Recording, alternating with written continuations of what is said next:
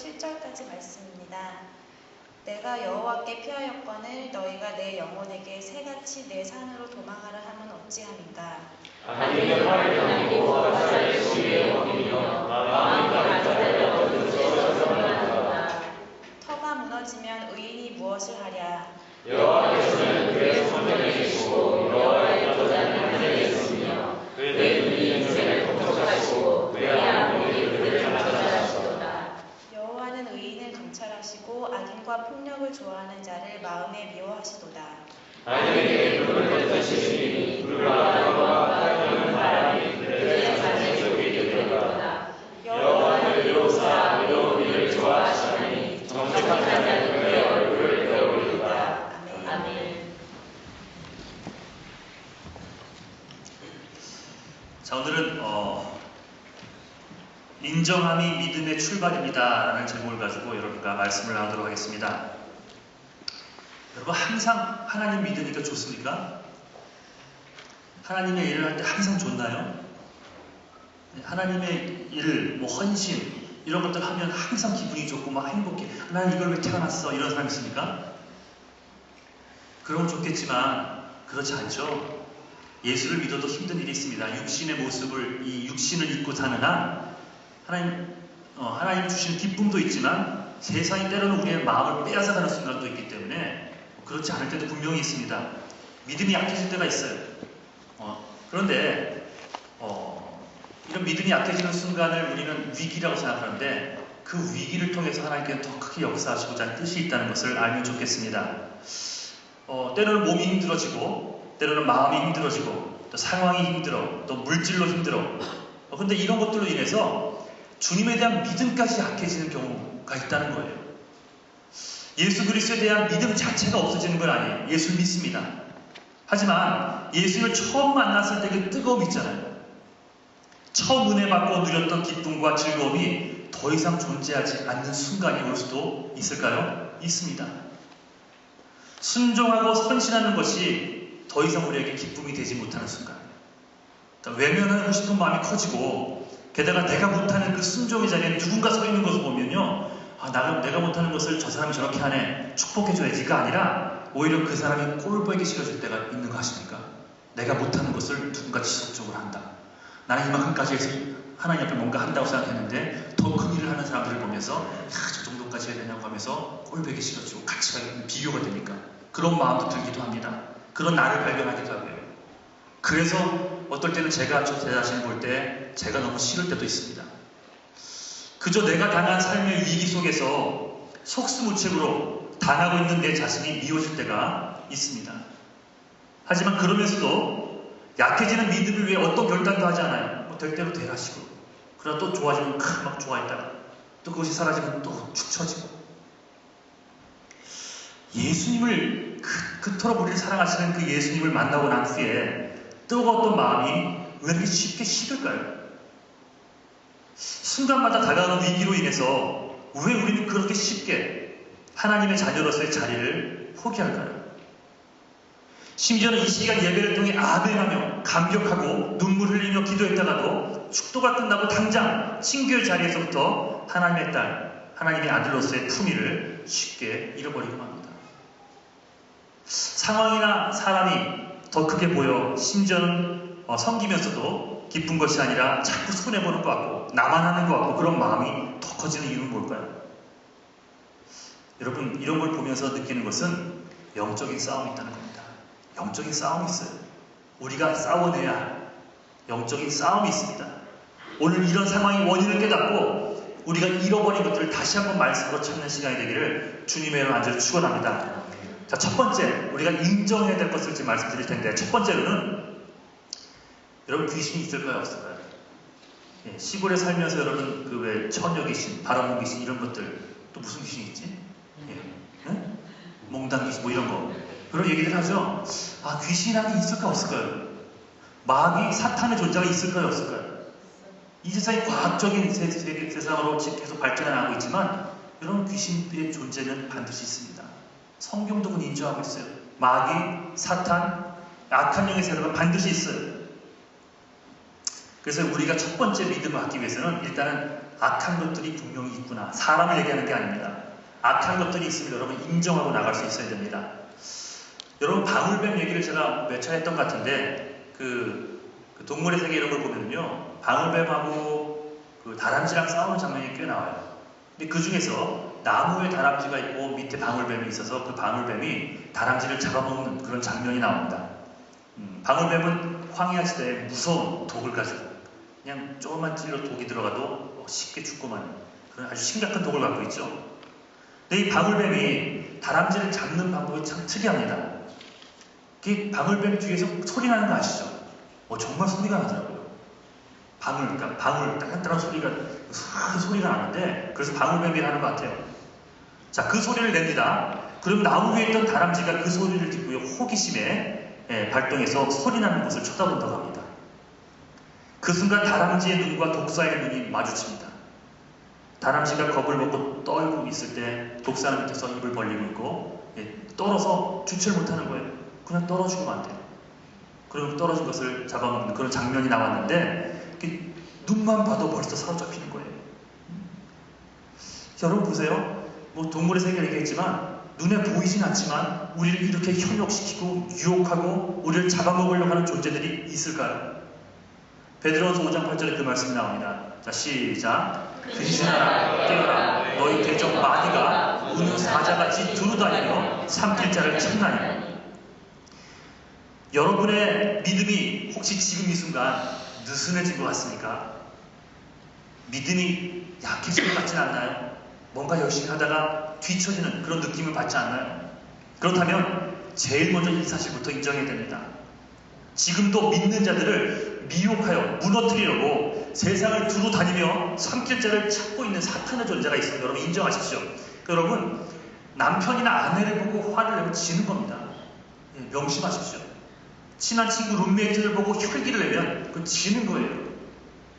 물론 남편으로서, 아내로서, 부모로서, 룸메이트로서 해야 될 얘기를 조리 있게 진정하고 잘 할 필요는 있지만 혈기를 가지고 미워하는 마음으로 쏟아붓기 시작하면 아내한테 지는 게 아니에요. 남편한테 지는 게 아니에요. 룸메이트한테 지는 게 아닙니다. 여러분. 정확하게 우리 가운데 역사하는 악한 것들에게 지는 거예요. 마귀가 존재한다는 겁니다. 자, 읽어볼까? 우리 1절, 2절. 시작. 내가 여호와께 피하였거늘 너희가 내 영혼에게 새같이 내 산으로 도망하라. 어찌합니까? 악인이 화를 당기고 다시에 어기며 마음이 반한 자를 어두운 데서 쏘려하는도다. 보세요. 분명히 세상에 악한 존재들이 존재한다는 거예요. 악한 것들이. 그놈들이 우리의 약한 부분을 알며 자꾸 우리를 건드립니다. 부자 청년 얘기 다 알고 계시죠? 그는 모든 계명을 다 지켰다는 자부심이 있었어요. 그래서 예수님께 나와 한편으로는 칭찬받고 싶은 마음에 또 한편으로는 더 영생을 얻게 또 뭘 더 해야 되나 그런 마음에 내가 무엇을 더 해야지 영생을 얻겠습니까? 라고 묻습니다. 그때 예수님이 사랑하셔서 그를 한번 판단해 보기 위해서가 아니라 사랑하셔서 이런 말씀하십니다. 네가 가진 소유를 다 팔아 가난한 자에게 나눠주고 너는 나를 따르라. 그렇게 하셨어요. 왜 그 청년이 그 말을 했냐면 그의 삶의 우선순위가 프라이어티가 말씀, 하나님, 예수, 생명이 아니라 그것도 믿고 있었지만 그거보다 더 높은 것이 물질인 걸 아셨기 때문에 그 질문을 하신 거예요. 그를 정말 가까이 두기 위해서. 하지만 이전까지 자신만만했던 그가 이렇게 되어 있죠. Because he was wealthy. 그가 부자였기 때문에 근심하며 예수를 떠나가니라. 이렇게 되어 있습니다. 예수를 떠났습니다. 이 부자 청년의 아킬레스건은 물질 돈이었어요. 그렇게 마귀는 물질로 이 청년의 마음을 건드립니다. 그러니까 여러분도 그렇지 않습니까? 여러분만의 아킬레스건이 있지 않습니까? 뭔가 이야기를 꺼내면 분노하고 발끈하는 그런 것도 없습니까? 우리 아내들, 남편들에게 무슨 얘기할 때 막 발끈하는 얘기 없나요? 이용주 입생 그런 거 없습니까? 아내한테 얘기했는데 아내가 막 발끈하거나 이런 것들 있을 거예요. 여러분. 뭔가 어릴 때 상처라든지 자존심이라든지 이런 것들 분명히 있습니다. 여러분 마귀의 본뜻이 틈을 노리는 자예요. 틈. 크게 도깨비 방망이를 들고 뿔을 달고 오는 게 마귀가 아니에요. 틈을 노리는 자예요. 그래서 우리 보고 늘 깨어있으라. 말씀과 기도가 늘 깨어있으라고 하는 말씀하신 이유가 있습니다. 틈을 노리는 자들이 있기 때문에 그래요. 마귀는 나의 조그만 문제까지 파악하고 우리에게 다가옵니다.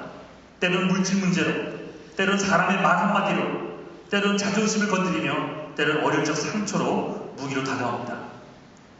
저는 뭐가 있을까요? 저는 치부를 드러내기 싫지만 한 가지를 좀 이렇게 말씀을 드리자면 제 자존심을 건드리는 것을 저는 용납을 못합니다.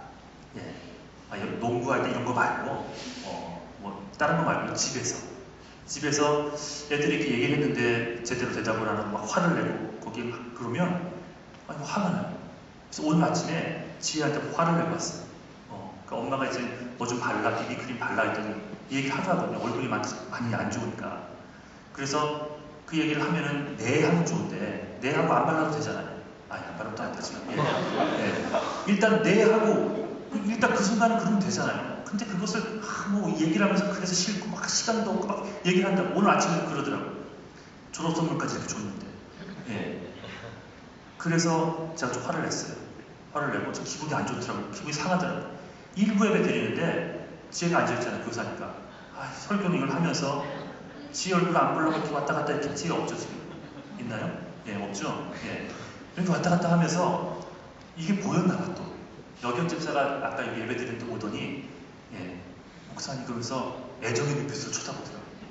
무슨 일이지 했더니 목사 힘든 일 있으시죠?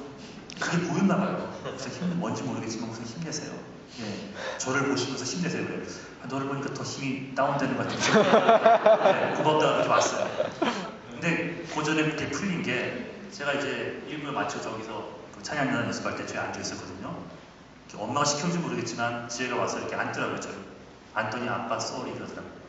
그냥 안 받아주려고 하다가 그냥 손을 한번 만졌더니 회가고 가더라고요 또. 이게 됐다 이랬어요. 그래서 제 마음이 좀 풀렸어요. 참 기도 많이 했어요. 이런 마음으로 1부 예배를 드리고 있네요. 이런 마음으로 서야 되나요?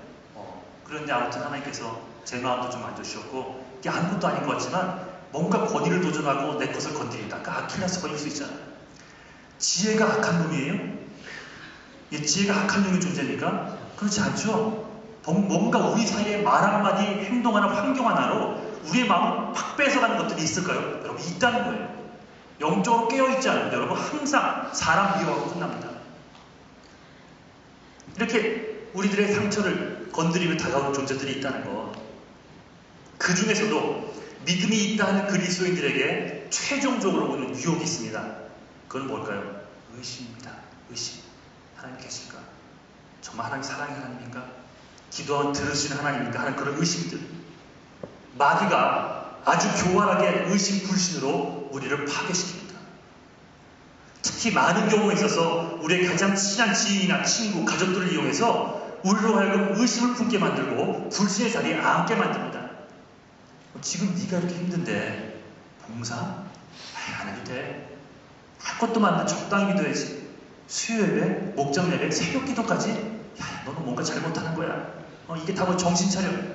자꾸 지금의 내 신앙생활을 부정하고 의심하게 만드는 것들이 있다는 거예요. 그것이 마귀예요.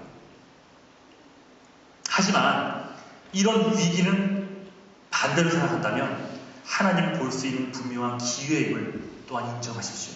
그러니까 힘든 일이 올 때마다 움츠러들지 말고 뭔가 내가 감당치 못할 사건이 다 왔을 때는 하나님 또 나를 또 한번 가깝게 하시기 위해 이런 상황을 허락하시는군요 하면서 그걸 인정하십시오. 열심히 신앙생활하는 우리에게 이런 기회가 왔을 때 그래서 우리의 자세가 태도가 중요합니다. 그래서 믿음은 태도라는 그런 책도 있잖아요. 믿음은 태도예요. 우리의 태도. 바로 이 위기야말로 우리 주 예수 그리스도를 다시 한번 볼 수 있는 기회임을 여러분 인정하십시오. 당장은 힘들지 모르겠지만 이제 예수님은 우리를 한 단계 더 올리셔서 하나님의 일을 감당케 하려고 하는 순간임을 여러분 깨달을 수 있어야 됩니다. 그러니까 하나님의 자녀입니다. 하나님의 자녀에게 닥치는 위기는 어떤 경우에서도 우리를 파멸시키지 못합니다. 아멘? 그 어떤 위기도 하나님의 자녀된 우리를 하나님의 사랑에서 끊을 자가 없다고 했습니다. 믿어지십니까? 안 믿어지세요 여러분? 다시 묻겠어요. 하나님 살아계십니다. 하나님 살아계십니다. 하나님 살아계십니다. 어떤 환경, 어려운 환경이 있다 할지라도 그 무엇도 우리를 하나님의 사랑에서 끊을 것이 없다는 걸 믿으시기를 주님의 이름으로 간절히 축원합니다. 자, 로마서 8장 38절 39절 있나요? 로마서 8장 38절 39절입니다. 제가 읽겠습니다. 내가 확신하노니 사망이나 생명이나 천사들이나 권세자들이나 현재이나 장래이나 능력이나 높음이나 깊음이나 다른 아무 피조물이라도 우리를 우리 주 예수 그리스도 안에 있는 하나님의 사랑에서 끊을 수 없느니라. 아멘. 제 말이 아니에요, 여러분. 하나님의 말씀은 선포될 때 아멘으로 받는 겁니다. 믿으십니까, 여러분? 34절 읽어볼까요? 34절 제가 읽겠습니다. 누가 정죄하리요? 죽으실 뿐 아니라 다시 살아나시는 그리스도. 같이 읽겠습니다. 자, 시작. 누가 정죄하리요? 죽으실 뿐 아니라 다시 살아나시는 그리스도 예수시니 그는 하나님 우편에 계신 자요 우리를 위하여 간구하시는 자십니다. 우리를 위해 죽으시고 부활하신 예수 그리스도께서 지금도 나를 위해 일하고 계신답니다. 하늘 우편에서 우리가 무엇이간데, 나 같은 존재가 무엇이간데 나를 위해 그토록 기도하고 계신답니다. 죽었던 우리의 삶을 생명으로 이끄신 예수 그리스도께서 우리가 당한 환난과 위기를 그냥 놔두시지 않으면 믿으십니까? 하나님의 자녀된 우리는 이 세상이 주는 위기 때문에 넘어지는 일이 결코 없습니다. 이것이 우리의 믿음이에요. 즉 오히려 어떤 위기 속에서 그리스도, 예수 그리스도에 대한 우리의 믿음, 하나님의 신뢰가 드러날 수 있다는 거예요. 그런데 이걸 압니다. 우리가 왜 쉽게 넘어갈까? 그것은 우리가 무지해서입니다. 말씀을 몰라요. 열심히 믿는다고 하지만 말씀을 한 번도 읽어본 적이 없고 말씀을 모른다면 그 사람 언젠가 무너질 건 당연합니다. 무지하여 마귀에게 속기 때문이라는 것. 마귀는 미혹해하는 자여 속이는 자라 했죠. 고린도서 2장 11절. 자, 시작. 이는 우리로 하나님께 속지 않게 하려 합니다. 우리가 그 교회를 알지 못하는 바가 예수 믿는 우리에게 있어서 마귀는 그저 속이는 자일 뿐 그들에게는 어떤 능력도 없습니다. 우리가 사단에게 속기에 그의 능력이 커 보이고 그들의 권세가 커 보이는 것뿐입니다. 속는 겁니다. 여러분, 마귀에 속지 마십시오. 사단이 가져다주는 위기가 우리의 삶을 하나님의 사랑에서 끊을 수가 절대로 없습니다. 그것을 인정하고 선포하자는 거예요. 그리고 동시에 그 위기야말로 나를 위해 십자가에 돌아가신 예수 그리스도의 사랑을 다시 한번 확인할 수 있는 순간임을 여러분 인정하고 나기를 간절히 축원합니다. 이렇게 인정하고 사는 것이 훈련이에요. 예를 들어서 뭔가 나에게 좋은 일이 생기고 사랑을 받는다면 하나님 사랑합니다. 뭐 그렇게 인정하는 건 어렵지 않습니다. 성경에서 말하는 그런 하나님이 인정하는 이런 말은 상황이 내가 보기에는 좋아 보이지 않지만 이 가운데 역사하시는 하나님 계시는가? 감정으로는 지금 많이 힘들지만 하나님 머리로 알고 있잖아요. 선포하는 거예요. 이 가운데 나를 여전히 사랑하시는 하나님이 있음을 인정합니다. 입술로 선포하십시오. 입술로만 선포해도 하나님께서는 마음까지 다스리는 귀한 축복이 여러분들에게 임할 줄 믿습니다. 자, 그렇다면 위기 가운데서 이 약해진 믿음을 회복하기 위해 구체적으로 뭘 인정하며 나가야 할까요? 그게 오늘 본문에 나옵니다. 첫 번째는 우리 주 예수 그리스도께서 여전히 성전에 계심을 인정하자는 거예요. 자, 4절 읽어볼까요? 초반절만 시작. 여호와께서 성전에 계시니 여호와의 보좌는 하늘에 있으니. 자, 성전에 계신다는 의미는 통치하고 다스린다는 거예요. 그 통치와 다스림의 자리에 누가 앉아 계십니까? 당신의 생명보다 나를 더 사랑하시는 하나님 아버지가 그 자리에 계십니다. 본문에서 여호와께서 라는 이 단어를 우리가 봤는데 여기서 문법상 강조입니다. 그러니까 it is God 이렇게 해야지 해석이 맞을 것 같아요. 성전에 앉아 계신 분이 누군지 아느냐? 세상을 다스리시는 분이 누군지 아느냐? 그분이 바로 하나님 아버지시다 라는 고백이에요. 즉 위기의 상황 같고 어둠의 끝이 보이지 않는 상황 같고 그 아픔이 너무 커 견딜 수 없는 상황 같이 보이지만 이 세상을 통치하시고 그 가운데서 나를 여전히 다스리시고 돌보시는 분이 하나님이시다, 예수님이시다는 고백이 여러분 삶 속에 다시 한번 살아나기를 주님의 간절히 축원합니다. 인간의 짧은 머리는 이해되지 않지만 세상을 창조하고 세상을 공의로 다스리시며 신실함으로 인생을 바라보시는 이가 하나님이라면 우리는 그저 그 사실을 인정하고 나가면 되는 거예요. 그동안 위기의 순간에 여러분은 어떤 반응을 보이셨나요? 좋을 때 말고 뭐 힘들 때, 어려울 때, 남편에게 아내에게도 말 못할 고민이 있을 때 여러분 이런 위기의 순간에 여러분 하나님 앞에서 어떤 태도로 나가셨나요? 한번 돌아보십시오. 와, 재수없어. 되는 게 하나도 없어. 아, 미치겠네. 뭐 죽었으면 좋겠어. 다 끝났어. 등등. 혹시 이런 것들 마음에 품고 입 밖으로도 내며 살지 않았나요? 예수를 그리스도로 믿는 여러분의 입에서 너무나 쉽게 나오는 말들 아닐까요, 혹시? 하나님은 우리의 마음을 받으시는 분이라 했습니다. 위기 가운데, 고난 가운데 하나님이 우리의 마음을 알기를 원하시고 우리의 마음을 받기를 원하십니다. 그 힘든 순간에. 내가 너를 위해 독생자 예수 그리스도를 십자가에 내어 줬건만, 아니 내가 너를 위해서 십자가에 달려 죽었건만 너는 나에게 무엇을 주느냐? 너는 나에게 무엇을 주느냐? 그 무엇이 마음이죠, 여러분. 위대한 것들 얘기하는 게 아니고 마음, 넌 나에게 마음을 줄 수 있느냐? 시편 119편 71절 한번 읽어보겠습니다. 자, 시작. 이로 인하여 내가 주의 율례를 배우게 되었나이다. 위기 가운데, 고통 가운데 있던 다윗이 했던 고백입니다. 고난당한 것이 오히려 유익이라고 고백합니다. 고통 가운데 있던 그가 다시 한번 얘기한 그 고난이 나로 하여금 주의 말씀을 배우게 했습니다. 하면서 감사하고 있습니다. 내가 지금은 고난 중에 있지만, 지금 나는 인생의 절체절명의 위기 가운데 있지만 여전히 내 삶을 주관하시고 인도하시는 우리 주 예수 그리스도가 나와 함께 계심을 인정합니다. 여러분 그렇게 선포하십시오. 다른 분이 아닌 하나님이 그 성전에 계시니, 다른 그 어떤 존재도 아닌 예수 그리스도께서 지금도 이 세상을, 인간의 삶을 다스린다는 고백을 받기를 원하십니다. 사도행전 13장 22절 시작. 내가 이새의 아들 다윗을 만나니 내 마음을 감사하리라. 인간을 향한 하나님의 고백이에요. 다윗을 향한 하나님의 고백을 지금 들었습니까? 저는 내 마음이 합한 자요, 내 뜻을 다 이루게 하리라.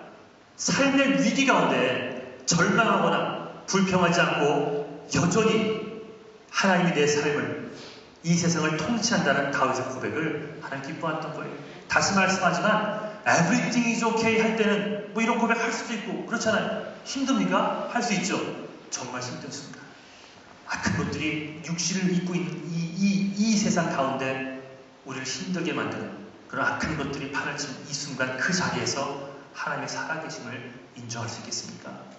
예수님이 여전히 나를 사랑하심을 여러분 믿을 수 있겠습니까? 그게 마음 드리는 거예요. 그때 이런 인정을 하고 선포할 수 있는 것이 마음을 드리는 것입니다. 하나님 너무 기뻐하시는 거예요. 그 마음 드리는. 자, 여러분 고등학교를 나온 우리 청년들, 어른들에게 한번 물어보겠습니다. 자, 누구 얘기하는지 알아맞혀보세요. 자, 부모를 일찍 잃었던 사람입니다. 절망 중에 절망이죠. 게다가 상속받은 재산도 하나도 없었고 가난과 싸우면서 일해야 됐고 살아야 됐고 정규학교도 나오지 못했는데 미국의 대통령이 됐습니다. 17대 대통령 아십니까 여러분 혹시? 앤드류 존슨이라고 들어봤어요 여러분? 들어봤어요? 이거 아는 사람은 학교 때 공부 열심히 했던 사람. 저도 기억이 잘 안 나요. 근데 알래스카와 연관시킨다면 기억나십니까 여러분? 그런 기억이 나는 것 같아요. 여러분 들어서 미국의 가장 큰 부를 가져다준, 지금의 미국의 그 경제적인 바탕을 만들어준 대통령 중에 한 명이에요. 알래스카를 구입한 겁니다. 알래스카, 지금의 미국 그 주. 알래스카는 미국의 5분의 1이고 남한의 우리 그 대한민국의 17배나 된다고 합니다. 엄청난 그런 크기예요. 원래 이 땅이 구소련 땅이었습니다. 앤드류 존슨이 의회의 동의도 없이 당시 720만 달러, 당시 100억 원의 구소련을 구입합니다. 난리가 났겠죠. 의회가 대통령을 소환해 알래스카를 사들인 것에 대한 문책을 하며 공격을 합니다. 그러자 앤드류 존슨은 공동조사단을 구성해 알래스카에 탐사를 보낸 후에 혹시 책임을 질 만한 일이 하나라도 발견이 된다면 다 보상하겠다, 물러나겠다, 이렇게 얘기했어요. 사실 의회를 통했다면 다 반대할 것을 알았기 때문에 이런 결정적인 결단을 미국을 위해서, 자기 나라를 위해서 결정한 것입니다. 자, 탐사단이 아이스박스에 불과하다는 이 알래스카를 탐사하면서 놀란 거예요. 세계에서 가장 많은 양의 석유, 세상에서 가장 많은 양의 순금, 백금 등 헤아릴 수 없는 이 지하 자원이 이렇게 많은 곳인 줄을 그제서 깨닫게 된 거예요. 알래스카는 세계 최고의 자원 보물 창고였던 것을 깨닫게 됩니다. 비난의 공격 속에서도 이 침착함을 잃지 않았던 앤드류 존슨이 대통령 임기를 마치고 나서도 자기를 끌고 왔던 신조 하나를 얘기한 적이 있습니다. 이렇게 얘기했어요. 어떤 시련이 있어도 환경이 아무리 불리해도 하나님 안에서 절대로 절망하지 않는다. 이게 그의 신념이었습니다. 결국 이런 신앙의 자세가 자신은 물론 미국의 역사에 길이 남을 훌륭한 업적을 남기게 된 거예요.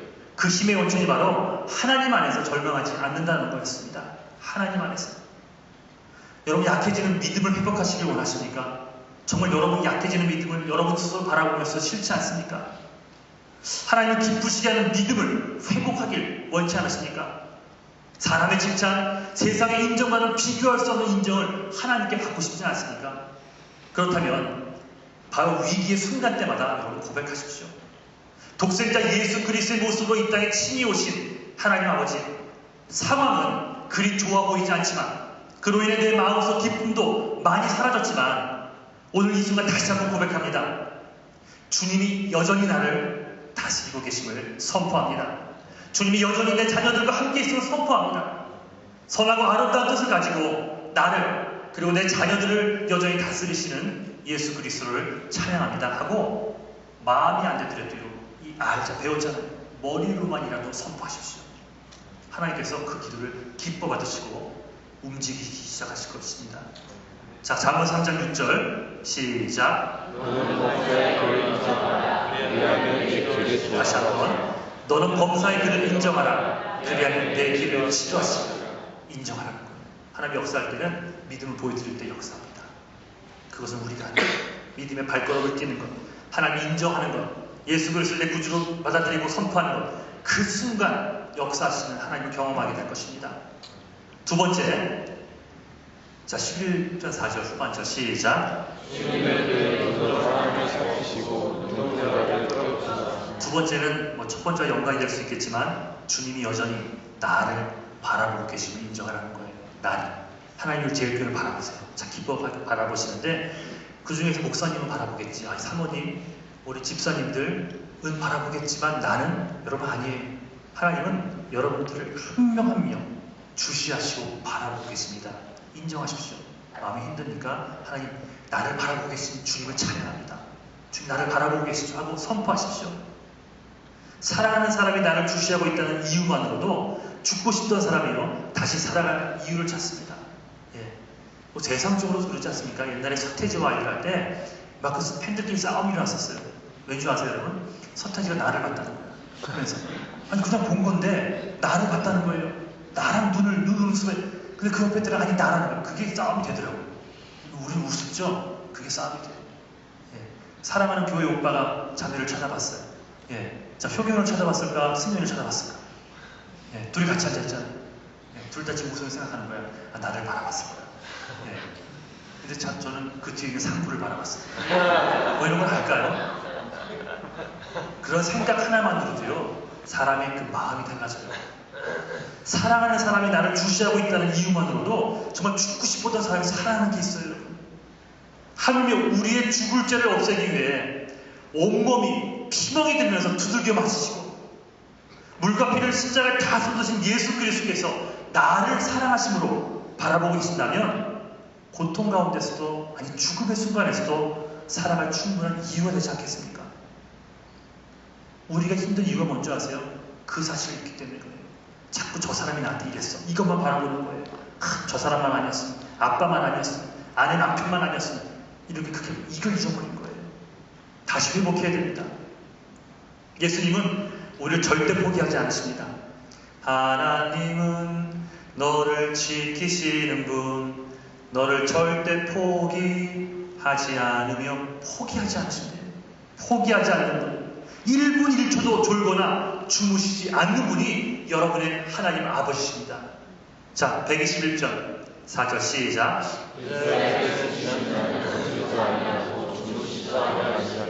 내가 지금 아픈 건 사실이에요. 공부하는 것도 어렵고 또 어떤 학생은 영어 실력이 시간이 갈수록 더 쇠퇴하는 것 같고 몸은 더 아파가는 것 같고 좋은 마음으로 시작된 인간관계가 더 꼬여만 가고 물질의 문제는 더 이상 해결될 것 같지 않고 내 짝은 세상에 없는 것 같고 등등 우리가 고민하는 것들 아닙니까? 육신의 몸을 갖고 살아가는 이상 우리는 인생의 다양한 일을 앞으로 피할 수 없습니다. 하지만 나를 생명으로 건져내신 예수 그리스도를 내 구주, 내 삶의 주인으로 모신 이후 이제 우리의 삶은 우리 것이 아닙니다. 내 삶은 이제 내가 다스리지 않습니다.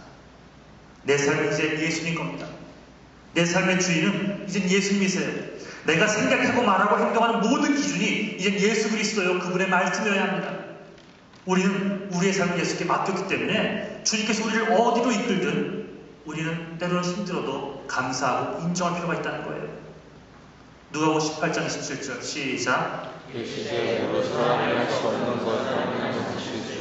내가 할 수 없는 것들을 주님이 하실 수 있음을 믿기에 저는 제 삶을, 제 목회의 삶을 주님께 맡겼습니다. 여러분도 그렇지 않습니까? 지금도 그 주님이 여러분을 사랑의 눈으로 바라보시며 지금도 주님이 여러분을 돌보시고 있음을 믿으시기를 간절히 축원합니다. 이 사실을 인정하라는 거예요. 고통 가운데서 나를 잊지 않고 주시하고 계시는 예수님. 세상은 때로는 눈길을 거두고 친구들의 관심도 때로는 거두어 가는데 나를 사랑하시는 예수님은 나 있는 그 자체를 사랑하시기에 나를 절대 포기하지 않으신다는 사실을 다시 한번 깨닫기를 주님을 간절히 축원합니다. 자, 여러분은 무엇을 인정하며 살아가십니까? 석사, 박사 학위장, 이력서에 써놓을 수 있는 수많은 이력들, 실력 있는 친구들, 돈, 명예, 건강, 아니면 성공한 자녀들 등등. 과연 여러분이 이것이 아니면 안 된다라고 또 붙잡고 살아가는 것은 무엇이 있나요? 나는 이것이기 때문에 나는 영이 없어라고 살아가는 것들은 없습니까? 과연 예수님이 여러분들에게는 몇 수입니까? 태준이 너에게 예수님 몇 수입니까? 이영대 집사님에게 예수님 과연 몇 수입니까? 김선현 집사님 몇 수입니까? 예, 한번 생각해 보세요. 여러분에게서 과연 예수님은 몇 수인지, 다른 것이 다 없어도 기뻐할 수 있는 이유가 이 예수님에게 있는데 혹시 마음이 힘들고 어렵다면 혹시 예수님의 순위가 저 밑으로 내려간 것은 아닙니까? 나에게 생명 주신 그 생명의 죽음이 어떤 것인데, 내가 마지막 날 가서 받을 그 천국의 복이 어떤 것인데, 그런 것들을 잊고 살기에 예수님의 우선순위가 내려가지 않았습니까? 저는 제가 부족한 걸 잘 압니다. 저는 제가 부족함을 알기 때문에, 제 한계를 알기 때문에 예수 그리스도를 제 삶이 제가 살아가는 유일한 근거로 삼고 살아가고자 애쓰고 노력합니다. 이것만큼은 이 세상과 그 무엇과도 바꿀 수 없음을 알기 때문에 오늘도 오늘 이렇게 서 있는 이 순간도 이 설교 하나 준비하고 미리 준비했거든요. 지난주에 미리 설교를 해서 준비를 했는데 그럼에도 불구하고 자신 있게 서지 못하고 기도하는 마음으로 하나님께 맡김이 올라왔습니다. 날 주변은 없지만 하나님께 살아계시고 하나님께서 역사하신다면 여러분 마음을 울릴 수 있겠죠. 여러분 마음을 만질 수 있겠죠. 그런 기도하는 마음으로 올라왔습니다. 그 예수님을 여러분이 소개합니다. 여러분이 믿는 분은 바로 그 능력의 예수님이심을 잊지 않기를 주님의 간절히 축원합니다. 자, 말씀을 정리하겠습니다. 위기 가운데 믿음이 혹시 약해진 분들이 있습니까? 약해진 믿음으로 고민하는 자들이 있습니까? 두 가지입니다. 이제 어려운 가운데서도 예수님이 분명한 통치하심의 자리에 있음을 인정하십시오. 동시에 그가 고난 가운데 있는 나를 그리스도 포기하지 않고 바라보고 계신 또한 입술로 인정하는 여러분 되시기를 주님의 간절히 축원합니다. 분명한 예수 그리스도의 통치하심이 있고 그래서 나를 항상 바라보신다는 이유만으로도 우리는 이제 이 험한 세상 속에서 강하고 능력 있게 살아갈 수 있는 충분한 근거를 찾을 수 있게 됨을 믿습니다. 자, 하박국서 2장 14절 시작. 다시 한번. 대저 물이 바다를 덮은 같이 여호와의 영광을 인정하는 것이 세상에 가득하리라. 여호와를 인정하는 삶이 이제 여러분 가정과 로체스터, 온 미국 어딜 가든지 한국 어딜 가든지 그 인정함이 여러분의 입술을 통해서 여러분의 믿음의 발걸음을 통해 퍼져나가게 되기를 주님의 간절히 축원합니다. 자, 자리에서 일어나시겠습니다. 자, 찬송